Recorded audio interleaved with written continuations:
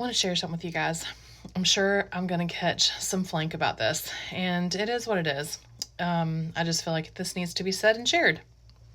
So I follow this guy named Jim Palmer who he has Substack, does a lot of blogs on there. Anyway, he's an ex Christian pastor. And y'all listen, I went to church. I was raised in church all my life, and I love God and I believe in God and I believe in all the things, but there's a lot of trauma in church. There's a lot of trauma in religion.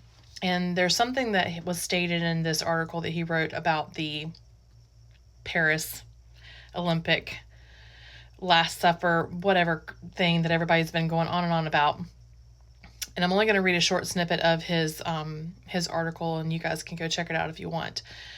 But part of the things that he was stating here is talks about 5 reasons Jesus would not be upset with the Olympics opening ceremony. And the 4th one talks about the speck and the plank. And if many of you remember the Bible verses and know, if you went to church, you'll know what I'm talking about. In Jesus' infamous Sermon on the Mount, he said, "Do not judge, or you too will be judged. For in the same way you judge others, you will be judged. And with the measure you use, it will be measured to you.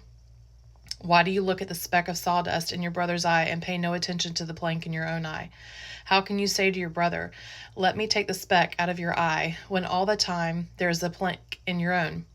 You hypocrite, first take the plank out of your eye, and then you will see clearly to remove the speck from your brother's eye."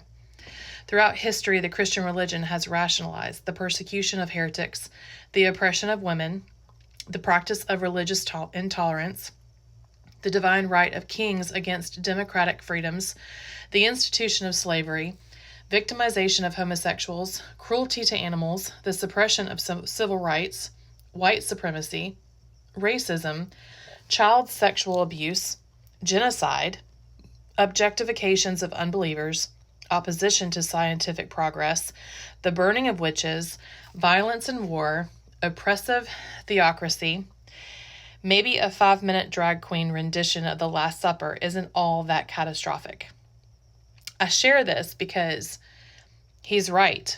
How many persecutions, how much judgment, how much shame, how much hate is being spewed, and where is that coming from? I think if most of you sit back and really sit with that question, you'll know the answer.